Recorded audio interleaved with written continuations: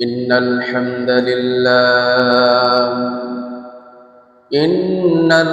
لله نحمده ونستعينه ونستغفره ونؤمن به ونتوكل عليه ونعوذ بالله من شرور أنفسنا ومن سيئات أعمالنا من يهده الله فلا مضل له ومن يضلله فلا هادي له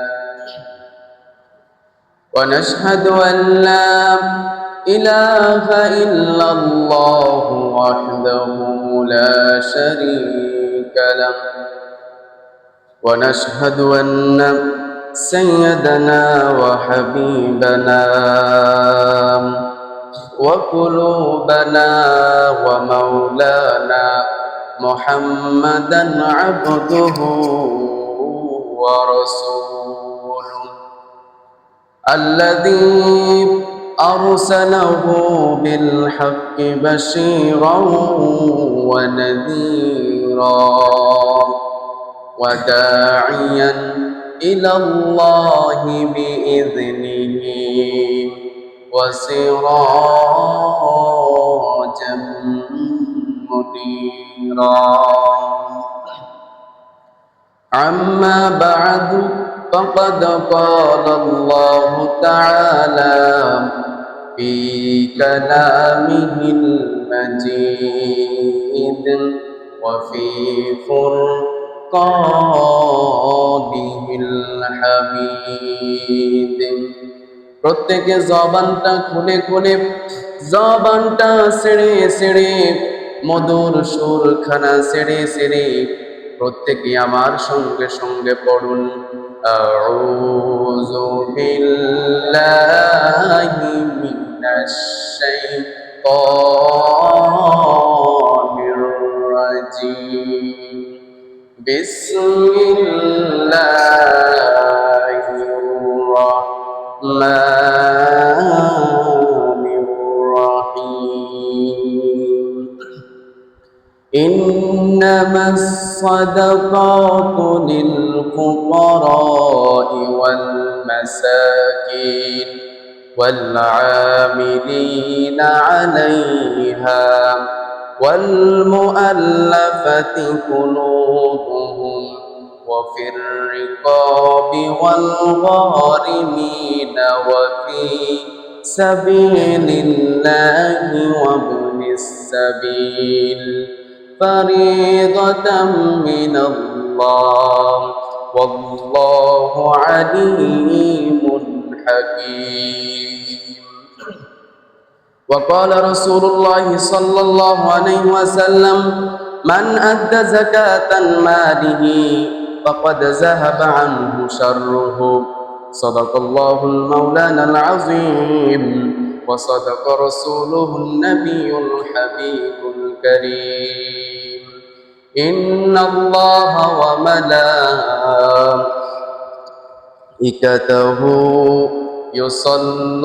يصلون على النبي يا أيها الذين آمنوا صلوا عليه وسلموا تسليما يا اللهم صل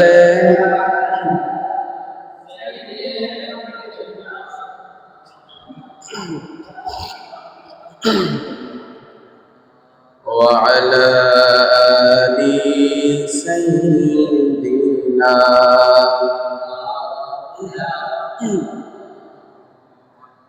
আমরা সকলে মহাব্বতে আওয়াজ দিই, মহাব্বতে নবীর উপরে দুরূদ পড়ি। আল্লাহুম্মা সাল্লি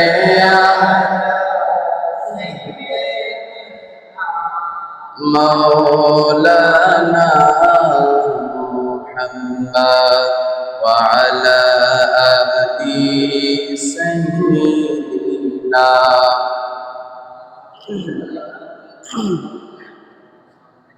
এই পৃথিবী পড়ে থাকবে বাইজান আমরা একদিন থাকব না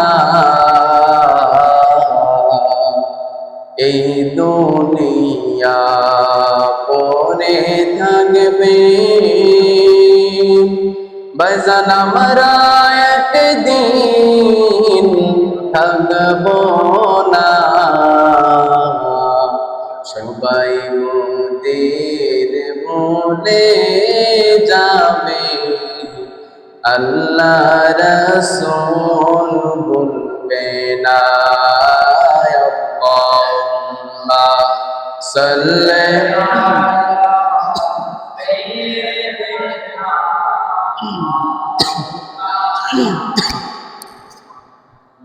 وعلى آله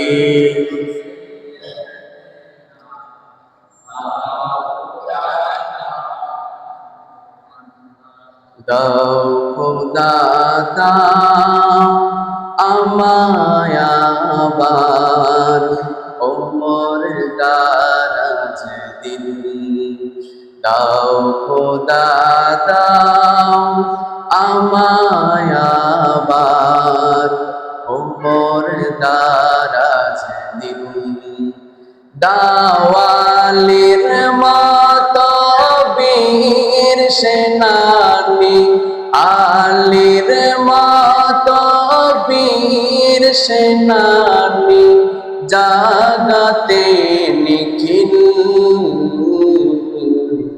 দাও খোদা দাও আমায় আবার ওমর দারাজ দিল দাও খোদা দাও আমায় আবার ওমর দারাজ দিল আল্লাহুম্মা সাল্লি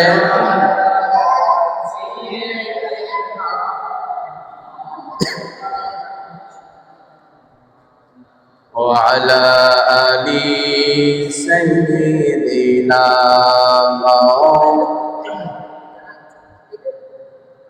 দাও খোদা দাও আমায় আবার ওমর দারাজ দিল দাও খোদা দাও আমায় আবার ওমর দারাজ দিল হামজাকে দাও ঘরে ঘরে জীবন দিতে অকাতরে হামজাকে দাও ঘরে ঘরে জীবন দিতে অকাতরে আমার কাবা ভাঙতে আমার কাবা ভাঙতে পাঠাওয়া বাবিল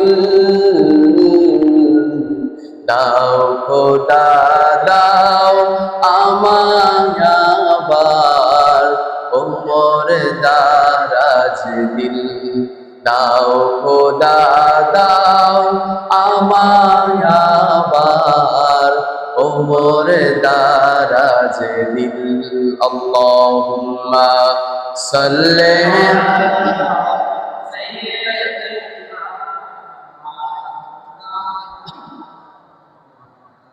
وعلى آل سيدنا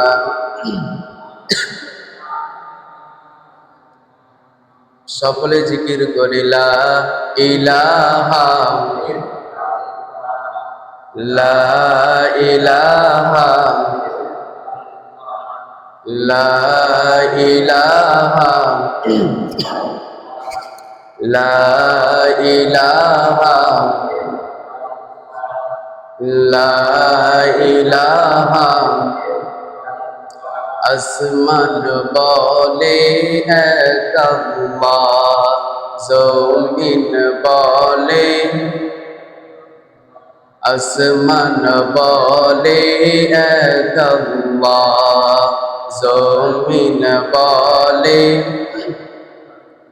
আইরে আমরা বলি এক আল্লাহ, আমরা বলি এক আল্লাহ, সবাই বলে এক আল্লাহ, লা ইলাহা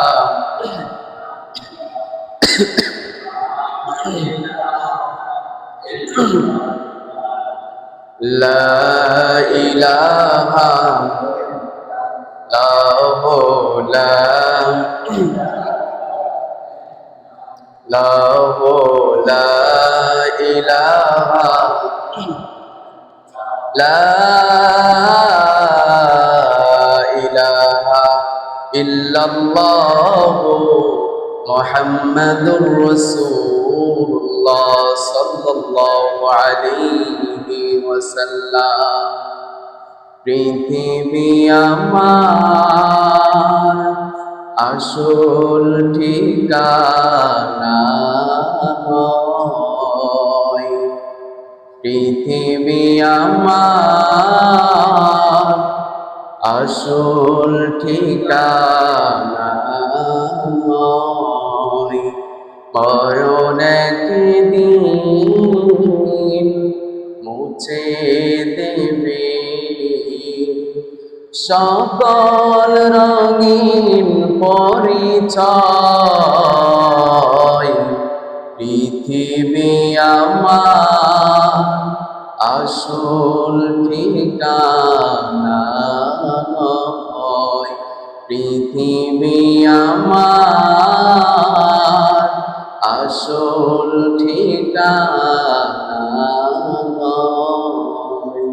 বালাগাল উলা বিকামালিহি কাশাফাত তুজা বিজামালিহি হাসানাত জামিউ খসালিহি সাল্লু আলাইহি ওয়া আলিহি সাল্লিমু ইয়া কওমান সাল্লু আলা সাদরিল আমিন মুস্তাফা মা জাইল্লা রাহমাতান লিল আলামিন। আল্লাহুম্মা সাল্লি ওয়া সাল্লিম ওয়া বারিক আলাইহি। আমরা সকলে পড়ি আলহামদুলিল্লাহ। একটু জোরে বলেন না আলহামদুলিল্লাহ। সর্বপ্রথম শুকরিয়া জানাই যিনি আজকে আমাদেরকে 4 লক্ষ লক্ষ কোটি কোটি বান্দাদের থেকে বাছাইকৃত করে বিভিন্ন রকমের বালা মুসিবত থেকে আমাদেরকে হেফাজত করে বিভিন্ন রকমের রোগ ব্যাধি থেকে আমাদেরকে শেফা দান করে যিনি আজকে আমাদেরকে রামচন্দ্রপুর পূর্বপাড়া মক্কা জামি মসজিদে আসার এবং কি বসার তৌফিক দান করেছেন, ওই মহান আল্লাহ পাকের দরবারে আমরা সকলে একবার শুকরিয়া গুজার করি, সকলেই পড়ি আলহামদুলিল্লাহ। তার সাথে সাথে প্রিয় নবী আল্লাহ তাআলা যেনাকে সৃষ্টি না করলে আসমান জমিন পাহাড় পর্বত কিছুই সৃষ্টি করতো না, ওই হাবিবে কিবরিয়ার উপরে আমরা সকলে একবার দুরূদ শরীফ পাঠ করি, সকলে পড়ি সাল্লাল্লাহু আলাইহি ওয়াসাল্লাম। সম্মানিত হাজিরিন, আজকে আমরা যে বিষয় নিয়ে আলোচনা করব, ঈমান ও সালাতের পরে যাকাত হলো ইসলামের তৃতীয় স্তর। ঈমান এবং সালাতের পরে যাকাত হলো ইসলামের তৃতীয় স্তর। অনেক ইবাদত কোরআনুল কারীমে আল্লাহ পাক রব্বুল আলামিন 2 থেকে 4 বার উল্লেখ করেছেন, যেমন রোজা, হজ, এই সমস্ত ইবাদতকে আল্লাহ পাক রব্বুল আলামিন কোরআনুল কারীমে 2 থেকে 4 বার পর্যন্ত উল্লেখ করেছেন। আবার কিছু ইবাদত রয়েছে আল্লাহ পাক সেই ইবাদতগুলোকে বারবার উল্লেখ করেছেন, বলেন সুবহানাল্লাহ। বারবার উল্লেখের মধ্যে আল্লাহ পাক রব্বুল আলামিন কোরআনের কোন জায়গার মধ্যে একসাথে বলেন নাই নামাজ এবং রোজা একসাথে এই শব্দটা ব্যবহার করেন নাই, বরং আল্লাহ পাক রব্বুল আলামিন ব্যবহার করেছেন, তিনি উচ্চারণ করেছেন নামাজ এবং যাকাতের কথা। বলেন না সুবহানাল্লাহ। আল্লাহ পাক রব্বুল আলামিন কোরআনুল কারীমের মধ্যে যেই জায়গার মধ্যে নামাজের কথা বলেছেন, ওই জায়গার মধ্যে যাকাতের কথা বলেছেন। সুবহানাল্লাহ বলেন। তাহলে যাকাতের গুরুত্ব আছে নাকি নাই? জোরে বলেন না, আছে নাকি নাই? রোজা হলো যাকাতের পরে, আর রোজা হলো যাকাতের পরে, আর যাকাতের পরে হচ্ছে রোজা। আপনারা এটা মনে করবেন না যে রোজা রাখলে যাকাত দিতে হবে না, কিন্তু মনে রাখবেন যাকাত হলো ইসলামের তৃতীয় স্তর। তা যাকাত না দেওয়া হচ্ছে কাফেরদের একটা বৈশিষ্ট্য। কাদের বলেন? জোরে বলেন, জোরে বলেন না, কাদের? যাকাত না দেওয়ার মানে হচ্ছে কাফেরদের একটা বৈশিষ্ট্য, এবং জাহান্নামের শাস্তির অন্যতম কারণ হচ্ছে যাকাত। আমরা অনেকেই যাকাত এর মানে বুঝি না, অনেকে বুঝেও যাকাত আদায় করি না, আবার অনেকে না বুঝে যাকাত আদায় করে না। যারা বুঝেও যাকাত আদায় করে না, আল্লাহ পাক রব্বুল আলামিন তাদের জন্য কঠিন শাস্তি রেখেছে। আল্লাহ পাক মনে রাখবেন, আল্লাহ তাআলা রব্বুল আলামিন আপনার প্রত্যেকটা অপরাধের শাস্তি কিছু নগদ দিবেন, আবার কিছু বাকি দিবেন। ঠিক তেমনি করে যাকাতের শাস্তিটা আমার আল্লাহ পাক রব্বুল আলামিন দুনিয়াতেও দিবেন, আখিরাতেও দিবেন। বলেন আল্লাহু আকবার। আল্লাহ পাক রব্বুল আলামিন কোরআনুল কারীমের মধ্যে বলেন, ওয়াইলুল লিল মুশরিকিন আল্লাযীনা লা ইউতুনাজ যাকাতা ওয়া হুম বিল আখিরাতি হুম কাফিরুন। মুফাসসিরগণ এই আয়াতের বর্ণনা করেন, আল্লাহ পাক রব্বুল আলামিন এই আয়াতের বর্ণনায় তিনি বলেন, ধ্বংস ওই সমস্ত লোকেরা, ধ্বংস ওই সমস্ত মুশরিকরা যারা তাদের সম্পদের যাকাত আদায় করে না এবং যারা আখিরাতকে বিশ্বাস করে না। আমি আল্লাহ পাক রব্বুল আলামিন তাদের জন্য পরকালে কঠিনতম কঠিন শাস্তি আমি রেখে দিয়েছি। বলেন আল্লাহু আকবার। এখন আপনি বলবেন, হুজুর আমি তো আখিরাতকে বিশ্বাস করি। মনে রাখবেন, আপনি যদি আখিরাতকে বিশ্বাস করতেন, অবশ্যই আপনি যাকাত আদায় করে ফেলতেন। যেহেতু আপনি যাকাত আদায় করলেন না, এই জন্য আপনি আখিরাতকেও আপনি বিশ্বাস করেন না। যার কারণে আল্লাহ পাক এই দুইটা কথা একসাথে বলেছেন, যেই সমস্ত আমার বান্দারা তাদের সম্পদের যাকাত আদায় করে না এবং আখিরাতকে বিশ্বাস করে না, আল্লাহ পাক রব্বুল আলামিন তাদের জন্য কঠিন শাস্তি ব্যবস্থা করে রেখেছেন। বলেন আল্লাহু আকবার। আর জোরে বলেন আল্লাহু আকবার। কেমন শাস্তি আল্লাহ পাক রব্বুল আলামিন ব্যবস্থা করে রেখেছেন শুনেন। জান্নাতীরা যখন জান্নাতের দিকে চলে যাবে, জাহান্নামীরা যখন জাহান্নামের দিকে চলে যাবে, জান্নাতীরা জাহান্নামীদেরকে দেখে প্রশ্ন করবে, মা সালাকাকুম ফি সাকর, কোন জিনিসটা তোমাদেরকে জাহান্নামে নিয়ে আসলো? কেমন অপরাধ করেছো যে অপরাধের কারণে আল্লাহ পাক তোমাদেরকে জাহান্নাম দিয়েছে? জাহান্নামীরা তারা 4টা প্রশ্নের উত্তর দিবে, তার থেকে 2টা প্রশ্নের উত্তর আপনাদের সামনে তুলে ধরব। জাহান্নামীরা বলবে, ক্বালু লাম নাকু মিনাল মুসাল্লিন, ولم نك نطعم المسكين আল্লাহ পাক রব্বুল আলামিন আমাদেরকে যখন দুনিয়ার জমিনে পাঠিয়েছেন, কিছু কিছু ইবাদতকে আমাদের জন্য ফরজ করেছেন, কিন্তু আমরা দুনিয়ার জমিনে যাওয়ার পরে ক্বালু লাম নাকু মিনাল মুসাল্লিন, আমরা মসজিদের মুসল্লি ছিলাম না। মসজিদের আজান হইতো, আমরা কানের মধ্যে আঙ্গুল দিয়া হাসি ঠাট্টা করে করে মসজিদের সামনে দিয়া দুনিয়ার রং তামাশার মধ্যে আমরা মেতে উঠতাম। কথা বলেন ঠিক কিনা? এরকম আমাদের সমাজে আছে নাকি নাই? জাহান্নামীরা তাদের দ্বিতীয় নাম্বার প্রশ্নের উত্তর দিবে, ওয়ালাম নাকু নুতঈমুল মিসকিন।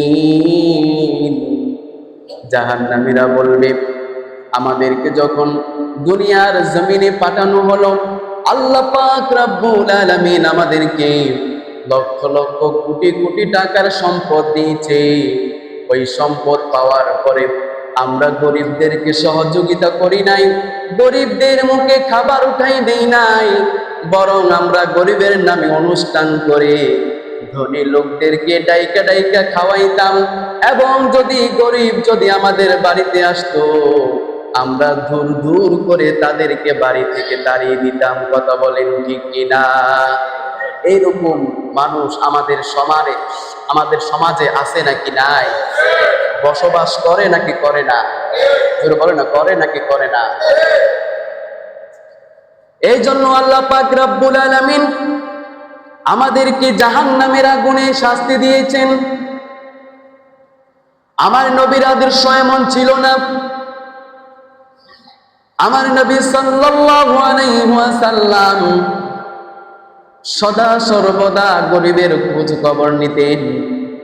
যদি কোনো গরিবকে সামনে দেখতে পাইতেন, আমার নবী, আপনার নবী হুজুর পাক সাল্লাল্লাহু আলাইহি ওয়াসাল্লাম গরিবদেরকে বুকের মধ্যে টেনে নিতেন। বলেন সুবহানাল্লাহ। আল্লাহর নবীকে এক ইহুদি ইনভাইট করেছিল। আল্লাহর নবী সাল্লাল্লাহু আলাইহি ওয়াসাল্লাম ওই দাওয়াতকে গ্রহণ করলেন। দাওয়াতটা গ্রহণ করার পরে আমার নবী, আপনার নবী হাতের মধ্যে দস্তরখানা নিয়ে, হাতের মধ্যে মাটির প্লেট নিয়ে আমার নবী, আপনার নবী ওই ইহুদির বাড়িতে গেলেন। যাওয়ার পরে ওই ইহুদির বাড়ির মধ্যে যাইয়া দেখে, ইহুদির ঘরের মধ্যে বিশাল বড় বড় চেয়ার, বিশাল বড় বড় টেবিল, আর টেবিলের মধ্যে স্বর্ণের প্লেট রাখা আছে। আর ওই চেয়ারগুলোর মধ্যে মদিনার যত বড় লোক, যত ধনী লোক রয়েছে, সমস্ত ধনী লোক ওই চেয়ারের মধ্যে অবস্থান করতেছে। আল্লাহ নবী সাল্লাল্লাহু আলাইহি ওয়াসাল্লাম যখন তিনি বাম দিকে তাকাইলেন, আমার নবী, আপনার নবী দেখতে পেলেন ওই ইহুদির ঘরের মধ্যে বাম সাইডে একটা কোণের মধ্যে ইহুদি গরিব দুঃখীদেরকে খাবার দিচ্ছেন।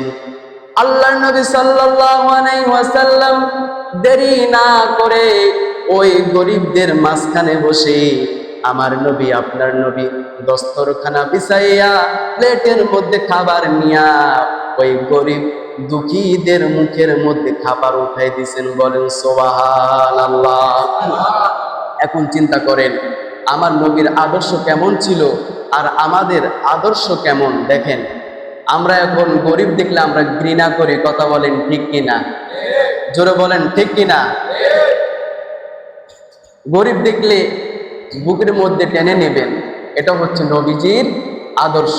আল্লাহ পাক রব্বুল আলামিন আমাদেরকে যেন, গরিবদেরকে যেন সেবা যত্ন করতে পারি, সেই তৌফিক আমাদেরকে দান করে। সকলে বলি আমিন।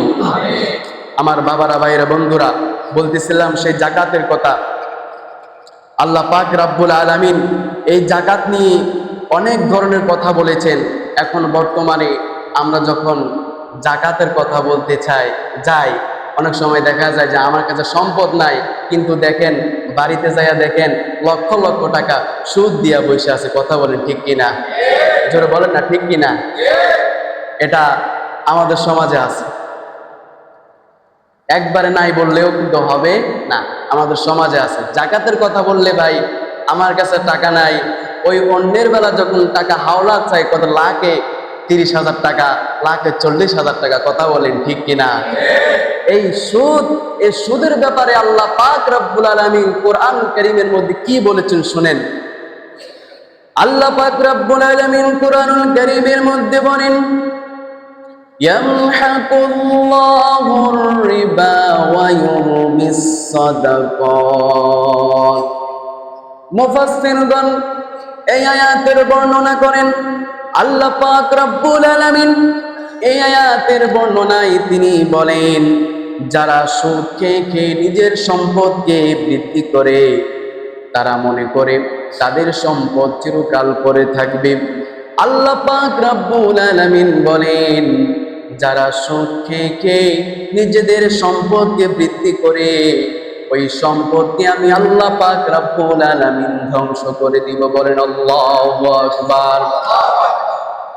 আল্লাহ পাক রব্বুল আলামিন এই আয়াতের মধ্যে তিনি আবার বলেন, আর যারা তাদের সম্পদ থেকে যাকাত আদায় করে, তাদের সম্পদকে পবিত্র করে, আমি আল্লাহ তাআলা রব্বুল আলামিন ওই সমস্ত সম্পদকে আমি আল্লাহ বহু গুণে বৃদ্ধি দান করে। বলেন সুবহানাল্লাহ। অন্য এক আয়াতের মধ্যে আল্লাহ পাক রব্বুল আলামিন বলেন, ওয়ামা আতাইতুম মির রিবাল লিয়ারবুয়া ফি আমওয়ালিন নাসি ফালা ইয়ারবু ইনদাল্লাহ ওয়ামা আতাইতুম মিন যাকাতিন তুরিদুনা ওয়াজহাল্লাহ ফাউলাইকা হুমুল মুদঈফুন। মুফাসসিরগণ এই আয়াতের বর্ণনা করেন, আল্লাহ পাক রব্বুল আলামিন এই আয়াতের বর্ণনায় তিনি বলেন, তোমরা তোমাদের সম্পদ বৃদ্ধির জন্য যেই সুদকে তোমরা প্রদান করো, ওই সম্পদ আমি আল্লাহ তাআলার নিকট বৃদ্ধি পাই না, বরং আমি আল্লাহকে খুশি করার জন্য, আমি আল্লাহ তাআলার রেজামন্দি হাসিল করার জন্য তোমরা তোমাদের সম্পদ থেকে যে যাকাত তোমরা আদায় করো, ওই সম্পদগুলা আমি আল্লাহ তাআলার দরবারে বহু গুণে বৃদ্ধি দান করি। বলেন সুবহানাল্লাহ। একটু জোরে বলেন না বাজান সুবহানাল্লাহ। কত পরিমাণ বাড়বে আল্লাহ তাআলার দরবারে, আল্লাহ তাআলা সেটাও বলে দিয়েছেন। আল্লাহ পাক রব্বুল আলামিন কোরআনুল কারীমের মধ্যে বলেন, মাসালুল লাযীনা ইউনফিকুনা ফি সাবিলিল্লাহি কামাসালি হাববাতিন আম্বাতাত সাবআ সানাবিলা ফি কুল্লি সুনবুলাতিন মিআতু হাব্বা ওয়াল্লাহু يضاعف لمن يشاء والله واسع عليم। মুফাসসিরগণ এই আয়াতের বর্ণনা করেন, আল্লাহ পাক রব্বুল আলামিন এই আয়াতের বর্ণনায় তিনি বলেন, আমার কোনো বান্দা যদি তাদের সম্পদ থেকে আমি আল্লাহর রাস্তায় যদি দান করে, তাদের দৃষ্টান্ত একটি দানার মতো, তাদের দান হবে একটি দানার মতো। যেমনি করে জমিনের মধ্যে একটি দানা ফেললে ওই দানা থেকে 7টা শীষ বাহির হয়, আর 7টা শীষের মধ্যে আমার আল্লাহ পাক 700টা দানা আমার আল্লাহ পাক রব্বুল আলামিন দান করে। বলেন সুবহানাল্লাহ। এখানে কেউ আছেন ধান করেন, কেউ আছেন মানে ধান চাষ করেন, গম চাষ করেন, কেউ আসেননি? চাষ করেন না?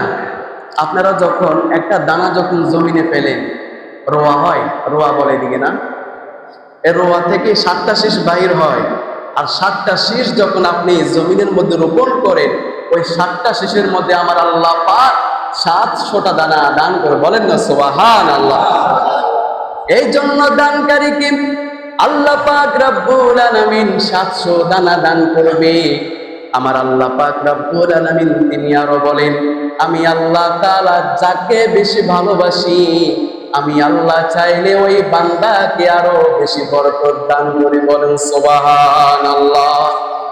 হাদিস শরীফের মধ্যে বলা হয়েছে, মা নাকসাত সাদাকাতাম মিন মাল ওয়া মা যাদাল্লাহু আবদান বিআফিহি ইল্লা ইজ্জা ওয়া মা তাওয়াদা'a আহাদা লিল্লাহি ইল্লা রাফা'াহুল্লাহ।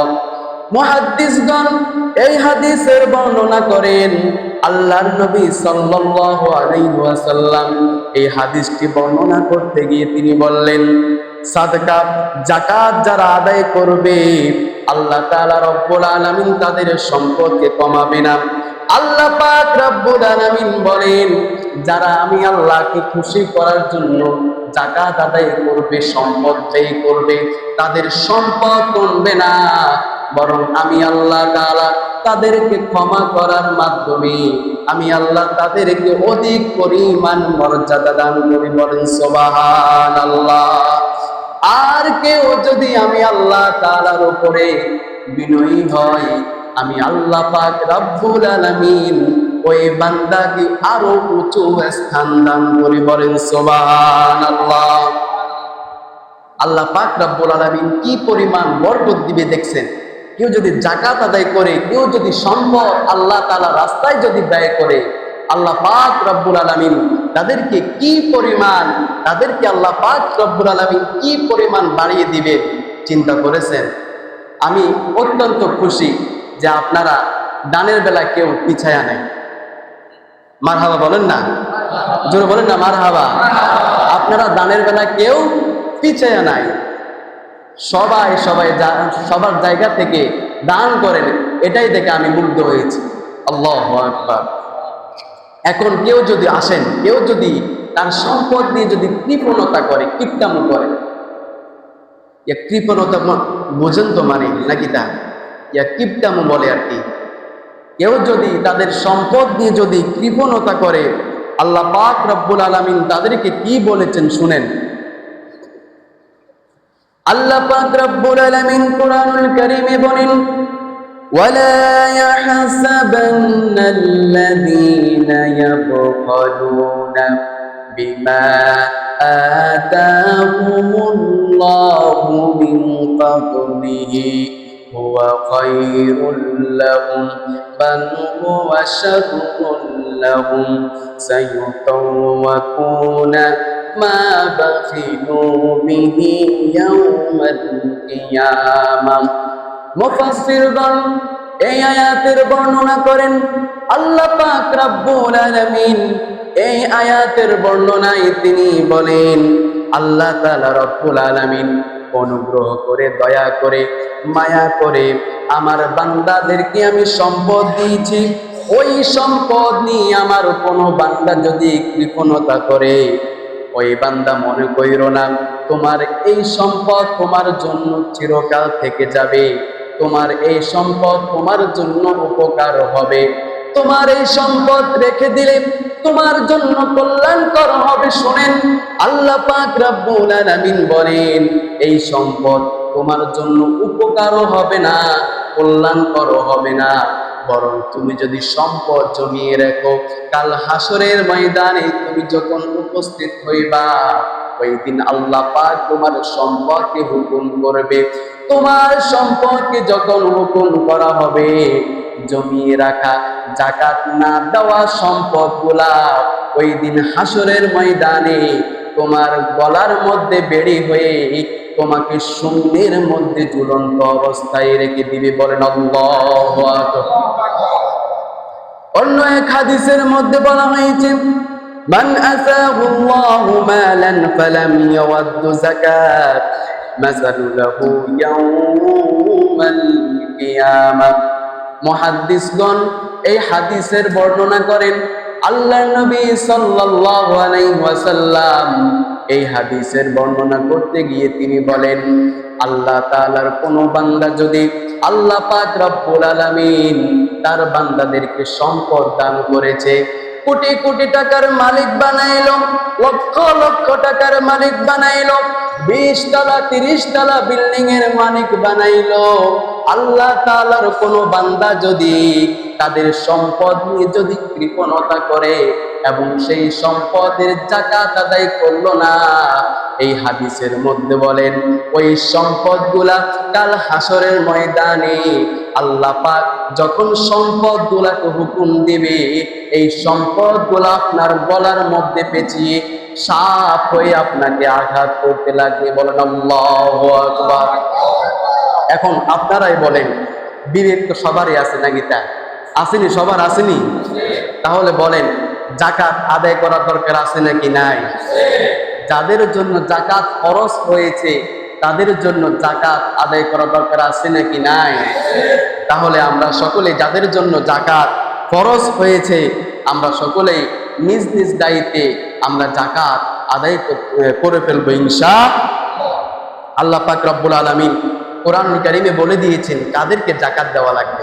অনেকেই, আমি আপনাদের কাছ থেকে 5 থেকে 10 মিনিট সময় নিচ্ছি, আমি যাকাতের হিসাবটা আপনাদেরকে বুঝিয়ে দিচ্ছি ইনশাআল্লাহ।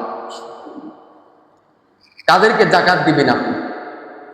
আল্লাহ পাক সেটা কোরআনও বলেছেন, ইন্নামাস সাদাকাতু লিল ফুকারাই ওয়াল মাসাকিন ওয়াল আমিলিনা আলাইহা ওয়াল মুআল্লাফাতি কুলুবুহুম ওয়া ফির রিকাবি ওয়াল গারিমিনা ওয়া ফি সাবিলিল্লাহি ওয়া বিনিস সাবিল।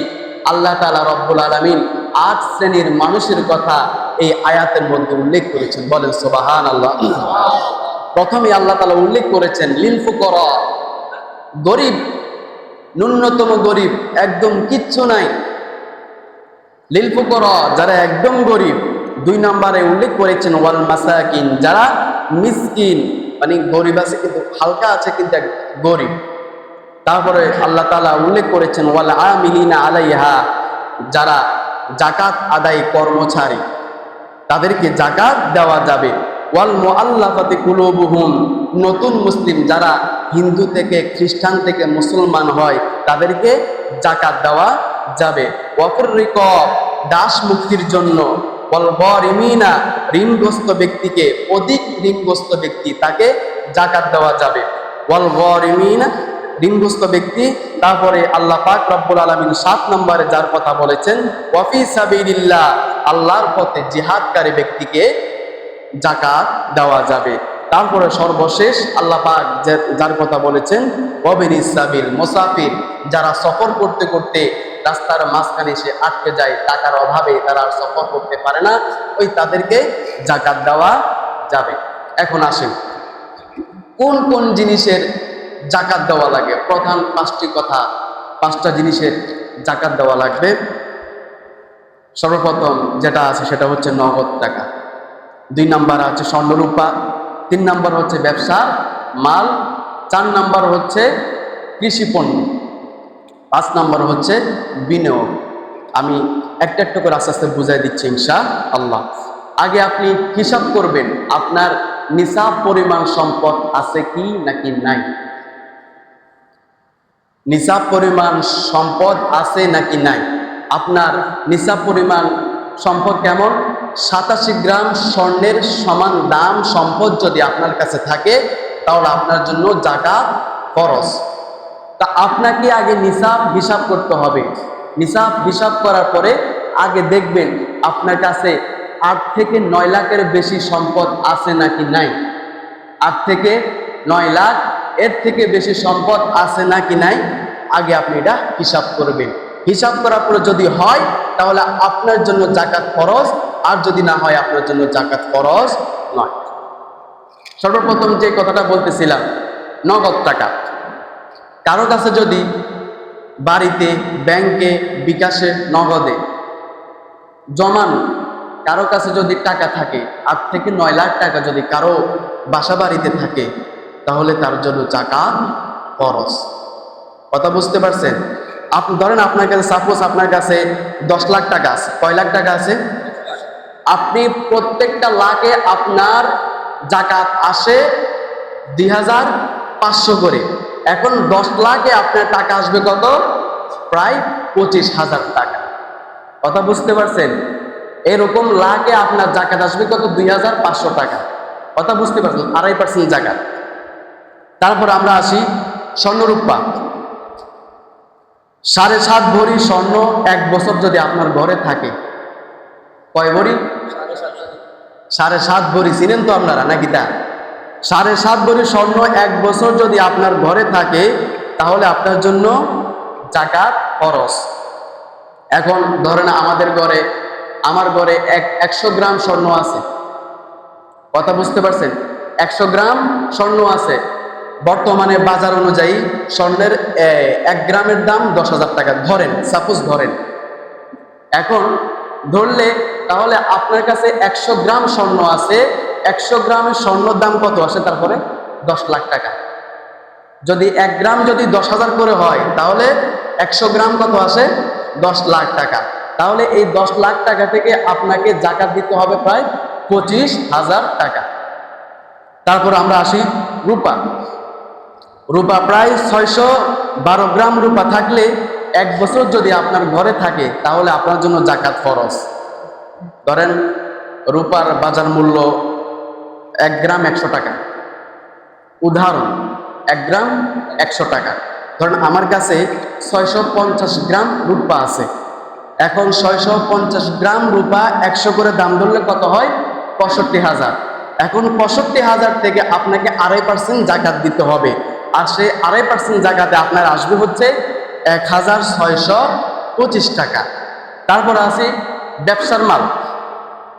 আপনার যাদের দোকান আছে, দোকানের মধ্যে আমরা অনেক সময় মাল উঠাই না? মাল উঠানোর পরে 1 বছর যাওয়ার পরে আপনার সেই দোকানের মধ্যে কতটুকু মাল আছে, কতটুকু মানে বর্তমান দাম অনুযায়ী কতগুলো মাল আছে সেটা হিসাব করবেন। হিসাব করার পরে যদি আপনার দোকানের মধ্যে যদি 8 থেকে 9 লাখের বেশি পরিমাণ যদি প্রোডাক্ট থাকে, তাহলে আপনাকে জাকাত দিতে হবে। এর কম হলে জাকাত দিতে হবে না। কথা বুঝতে পারছেন? এখন ধরেন আপনার দোকানের মধ্যে 12 লক্ষ টাকা কি আছে? মাল আছে, স্টকে রাখা আছে। এখন এই 12 লক্ষ টাকার যদি আপনি 2.5% জাকাত হিসাব করেন, তাহলে আসবে কত? 30,000 টাকা। তারপরে আমরা আসি কৃষি পণ্য। আমরা এখানে দেখা যাচ্ছে যে আমরা অনেকে কৃষি কাজ করি। কৃষি পণ্য যদি 16 মণ বা তার বেশি ফসল হয়, তাহলে আপনার জন্য জাকাত ফরজ। 16 মণের বেশি, 16 মণ বা এর থেকে বেশি যদি ফসল হয়, তাহলে আপনার জন্য জাকাত ফরজ। এখন এখানে 2টা নিয়ম আছে। একটা হচ্ছে প্রাকৃতিক পানি, যেমন বৃষ্টি, নদীর পানি, হ্যাঁ, খাল বিলের পানি, এগুলা দিয়ে যদি আপনার ফসল হয়, তাহলে আপনাকে 10% জাকাত দিতে হবে। কথা বুঝতে পারছেন? যদি প্রাকৃতিক পানি দিয়ে আপনার ক্ষেত মানে আপনার যে ফসলগুলো হয়, তাহলে আপনাকে 10% জাকাত দিতে হবে। সেই 10% হচ্ছে আপনার 10 ভাগের 1 ভাগ। আর যদি কেউ যদি ডিপকল বা মোটর দিয়ে যদি পানি দিয়ে যদি ফসল করে, তাহলে তাকে 5% জাকাত দিতে হবে। তারপর সর্বশেষ যে বিষয়টা, সেটা হচ্ছে বিনিয়োগ। আমরা এটা অনেকে বুঝি না। যারা ধরেন একটা জায়গার মধ্যে শেয়ারে আছে, আমি একটা জায়গার মধ্যে শেয়ারে আছি, ব্যবসা শেয়ারে আছে, টাকা জমাইয়া রাখছেন। এই সমস্ত যদি আপনার যদি টাকা থাকে, প্রায় 8 থেকে 9 লাখ টাকা যদি আপনার থাকে, তাহলে আপনার জন্য জাকাত ফরজ। আপনি বাজার হিসাব করে 2.5% জাকাত দিতে হবে। এখন আসুন আরেকটা কথা, যেটা আমরা অনেকেই বুঝি বা অনেকে বুঝি না। আপনার ঘরে স্বর্ণ 7.5 ভরি নাই, টাকাও আপনার কাছে 8 থেকে 9 লাখ টাকা আপনার ঘরে নাই, তবে আপনার ঘরে স্বর্ণও আছে, টাকাও আছে, ঠিক না? স্বর্ণও আছে, টাকাও আছে। কারণ আপনার কাছে টাকা আছে 4 লাখ টাকা, স্বর্ণ আছে 5 লাখ টাকার, তাহলে আপনার জন্য জাকাত ফরজ। কথা বুঝতে পারছেন? কথা বুঝতে পারছেন? সব হিসাব করে আপনি যদি দেখেন যে আমার ঘরে সম্পদ 8 থেকে 9 লাখের বেশি আছে, তাহলে আপনার জন্য কি জাকাতটা ফরজ। তা আল্লাহ পাক রব্বুল আলামিন যেন আমাদের সম্পদের জাকাত যেন আমরা আদায় করতে পারি, ওই রকম তৌফিক আমাদেরকে দান করুন। সকলে বলি আমিন। আর সম্মানিত উপস্থিতি,